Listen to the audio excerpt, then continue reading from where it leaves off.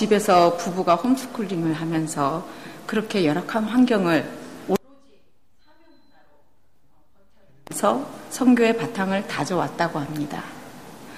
그런데 이제 이 모든 것을 이겨내고 막 이제 본격적으로 선교의 꽃을 피워보려는데 죽을 병에 걸린 것입니다.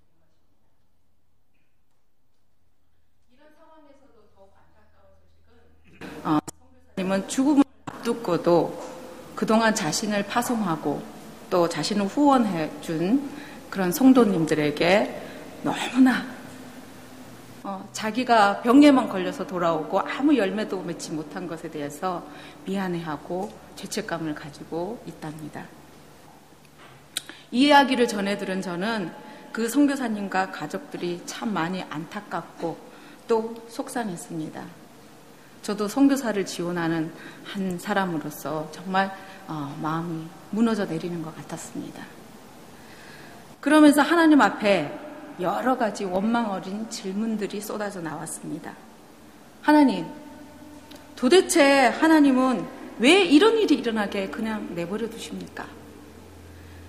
어떻게 이렇게 하나님 앞에 충성을 맹세한 선교사님께 잘했다는 칭찬은커녕 죽으라고 하십니까? 이런 의문과 고민으로 고민하던 저는 오늘 성경 본문에 나오는 서문화 교회를 만나게 되었습니다. 당시 서문화 교회는 환난과 궁핍에 내몰려서 고난 가운데 있는 어려운 교회였습니다. 그런데도 하나님은 그들을 고난에서 구해 주시기는커녕 앞으로 더 많은 고난과 시험이 다가올 것이라고 말하고 있습니다. 오히려 죽도록 충성하라고 명령하고 계십니다. 이미 충성을 다하고 있는데도 말입니다. 하지만 이 서문화 교회는 빌라델피아 교회와 더불어서 계시록에 나오는 7교회 가운데 책망을 받지 않았던 단 2곳의 교회 중에 하나이고 오히려 하나님께 부요한 자라고 칭찬받고 인정받는 교회였습니다. 그래서 오늘 저는 서문화 교회를 통해 충성하는 자에게 성경은 무엇을 보장해주고 있는지 또 우리가 충성해야 하는 이유가 무엇인지 살펴보기를 원합니다. 저는 이 문제를 풀기 위해서 먼저 충성이 보장해주지 않는 것에 대해서 살펴보고 그리고 나서 다시 보장해주는 것을 살펴봄으로 답을 얻고자 합니다. 우리는 보통 열심히 노력하면 언젠가는 성공할 수 있다고 배우고 그렇게 또 생각합니다. 그러면 신앙생활을 하는 우리 크리스찬들에게는 이것이 어떻게 적용될까요? 우리가 하나님 앞에 최선을 다해 노력하고 또 죽도록 충성을 다하면 언젠가는 고난도 시험도 다 벗어버리고 찬란한 성공이 우리에게 보장될까요? 오늘 성경은 충성은 꼭 이 땅에서의 성공을 보장하지 않는다고 말하고 있습니다. 본문 말씀에 나오는 서문화 교회는 고난 속에서도 신실한 믿음을 지키기 위해서 충성을 다하고 있는 교회입니다. 서문화 지역에 대해서 설명을 해보자면 지금의 터키 이즈미 지역으로 소아시아의 서해안에 있는 제1의 도시입니다. 로마 황제 신전이 건축되어 있고 그래서 황제 숭배 중심지입니다. 그리고 또한 황제의 흉상이 새겨져 있는 화폐를 주조하는 그런 자랑스러운 특권을 부여받은 곳이었습니다. 당시로서는 금융, 의료, 교통, 또 교육 이 모든 것의 중심지이자 또 문화시설도 잘 갖추어져 있는 명성높고 또 풍요로운 항구 도시였습니다. 아마도 지금 우리가 살고 있는 이 시드니처럼 명성을 누리고 있는 도시였을지 모르겠습니다. 그러나 참으로 역설적이게도 이 풍요의 도시에 세워져 있는 서문화 교회는 아주 가난한 교회였다고 합니다. 본문 구절은 그 이유를 알려주고 있는데 자칭 유대인이라고 하는 사단의 회당의 비방 때문이라고 합니다. 서문화 지역에는 일찍부터 유대인들이 많이 이주하여 거주하고 있었습니다. 이들 가운데는 그리스도의 복음을 전파받아 그리스도인이 되는 사람들이 많았습니다. 이에 위기감을 느낀 일부 예수님을 배척하는 유대인들은 당시 신으로 추앙받던 로마 황제를 숭배하지 않는다는 그런 빌미를 세워서 서머나 교회를 로마 관청에 고소하여 박해를 받게 하였습니다.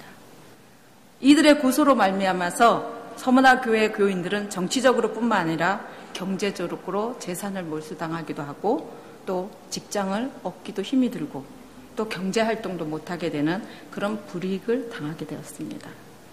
이러한 상황에서 교인들의 생활은 점점 궁핍해질 수밖에 없었습니다. 원래 성경에서 유대인은 하나님의 언약적 축복을 받은 그 유업을 누리는 하나님의 참 백성, 또 하나님을 잘 섬기는 백성을 의미합니다. 그런데 지금 성경은 이들을 자칭 유대인이라고 그렇게 표현하고 있습니다. 본문 9절에 나와 있는 비방이라는 말은 회방이라는 말과 같은 의미를 가지고 있습니다. 하나님을 모독하는 발언이나 행동 이런 것을 의미하고 있습니다.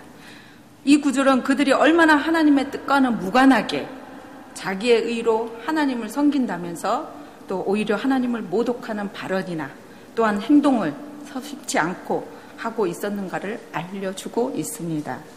오늘날에도 이런 자칭 유대인들처럼 하나님의 말씀은 뒤로 하고 자신의 의로 신앙생활에 몰두하면서 자신을 참 그리스찬이라고 착각하고 사는 사람들이 있지 않습니까?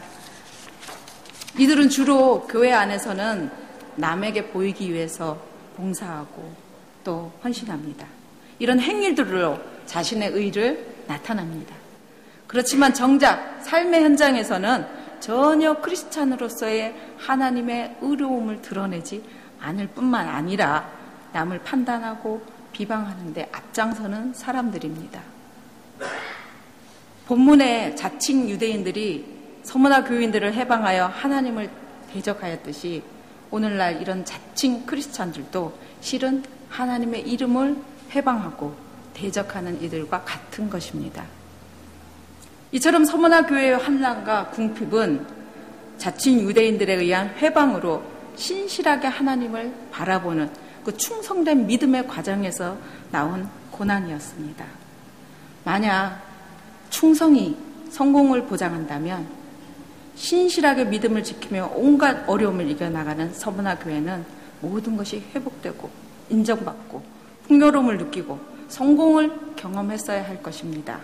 그러나 오늘 성경은 서머나 교회는 충성이 꼭 현재적인 풍요와 성공을 보장하지 않는다고 서머나 교회를 통해서 증거하고 있습니다. 아니 오히려 앞으로 더 많은 고난이 다가올 것임을 알려주고 있습니다. 본문 10절의 말씀에 보면 장차 받을 고난이라는 말이 나오는데 여기서 고난이라는 단어는 불가피하고 필연적인 고난이라는 의미를 가지고 있습니다. 미래에 필연적으로 일어날 고난을 예고하고 있는 것입니다. 실제로 그 이후 서머나 교회는 더해지는 핍박에 이그나티우스나 폴리캅 이런 등의 많은 순교자들이 발생하는 그런 교회사적 역사를 보여주고 있습니다. 이미 서머나 교회는 앞에서도 말씀드린 바와 같이 고난의 한가운데서 있음에도 불구하고 그 어려운 가운데서도 충성을 다하고 있습니다. 그런데도 그 고난이 예수님의 아심과 위로하심으로 사라지는 것이 아니라 오히려 계속되어진다는 것입니다. 이는 또한 충성이 미래의 안락함도 보장하지 않는다는 것을 알려줍니다. 현재 많은 교회들이 이 서머나 교회라는 이름으로 세워져 있습니다. 그러나 이런 고난과 박해가 만약 교회에 임한다면 과연 얼마나 많은 교회가 이 서머나 교회처럼 고난을 감수하며 믿음을 지킬 수 있을까요? 또 만약 저와 여러분에게 이런 서머나 교회의 같은 그런 상황이 처했다면 우리는 어떤 모습이었을까요? 아마도 여러분들은 어떨지 몰라도 저는 굉장히 낙심하고 좌절하고 그래서 하나님을 원망하였을지도 모르겠습니다. 이렇듯 성경은 우리의 충성이 현재적으로나 미래적으로나 성공을 꼭 보장한다고 말하고 있지 않습니다. 오히려 우리가 기대하는 것과는 정반대의 삶의 자리가 주어지기도 한다는 것입니다.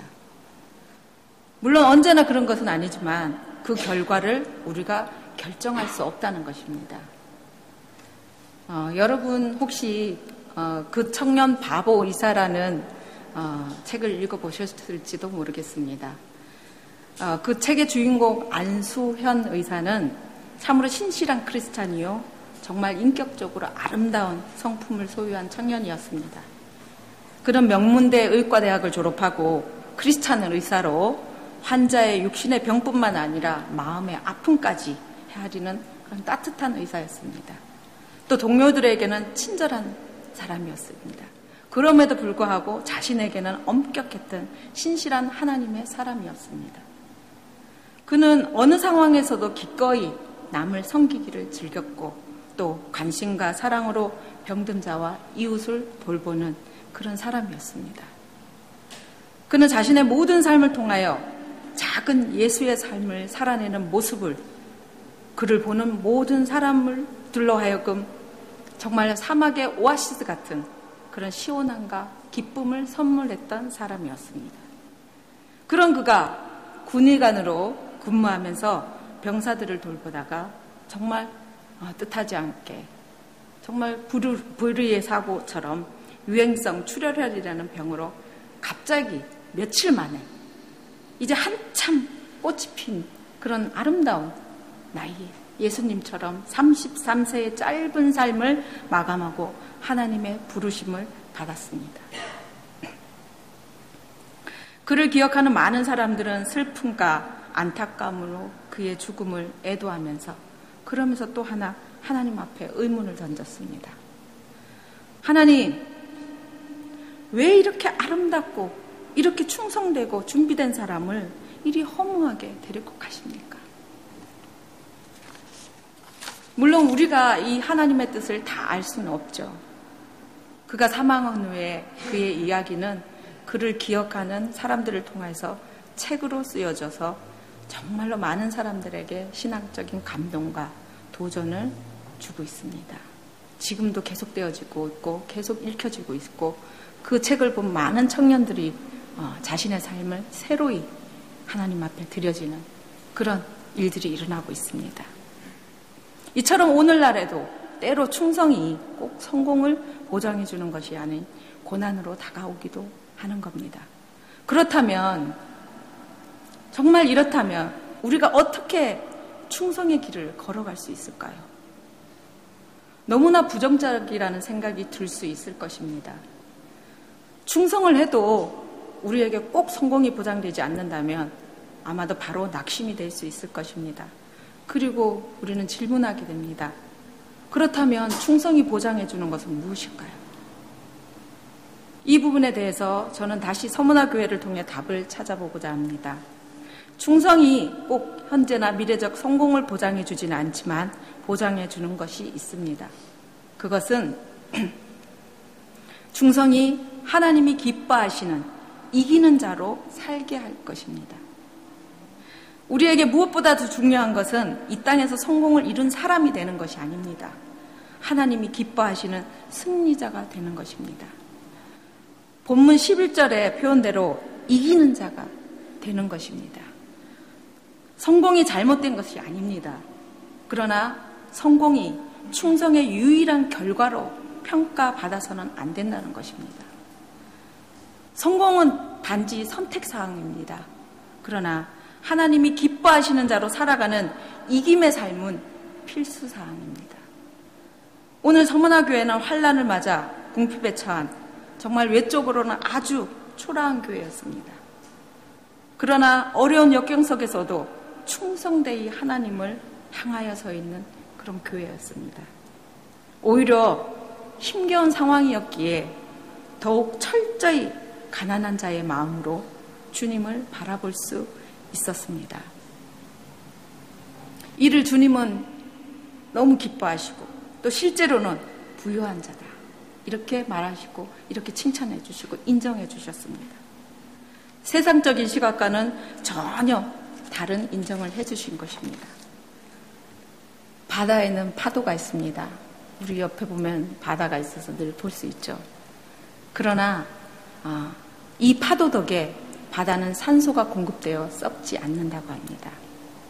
마찬가지입니다. 우리 인생에도 고난이 있습니다. 그러나 이 고난을 통해서 우리가 영적인 삶이 죽지 않고 살아날 수 있는 것입니다.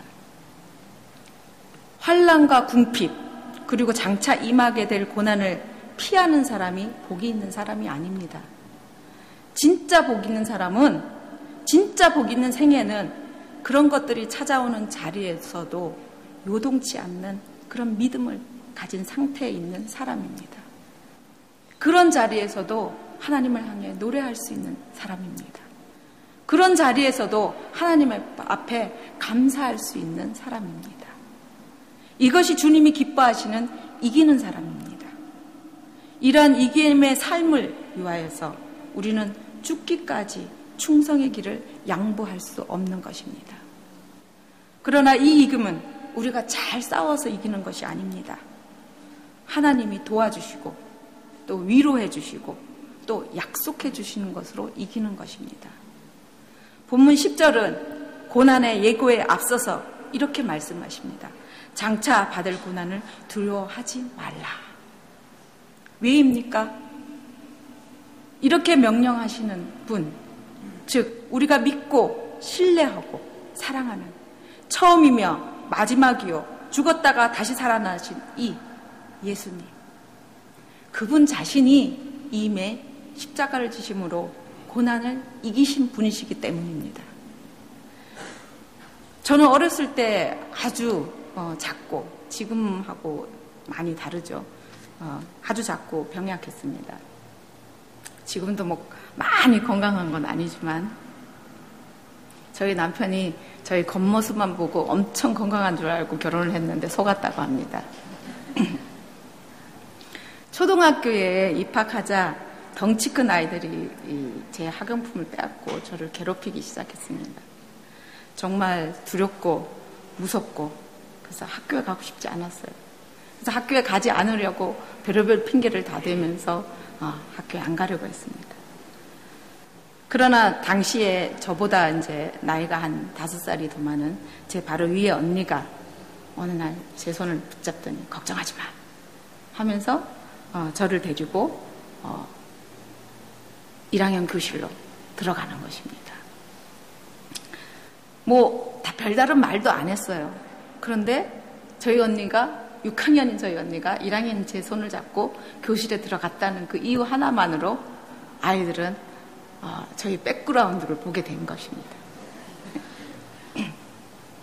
그 후부터 나는 더 이상 학교에 가기 싫지도 또 두렵지도 않게 되었습니다. 왜이겠습니까? 항상 제 뒤에는 언니가 든든히 버티고 있었기 때문입니다. 마찬가지로 오늘 서문화 교회도 우리 주님께서 든든하게 뒤에 계셔 주셔서 이김을 약속해 주시기에 또 고난을 두려워하지 말라고 그렇게 말씀하시기 때문에 버틸 수 있는 것입니다. 견딜 수 있는 것입니다.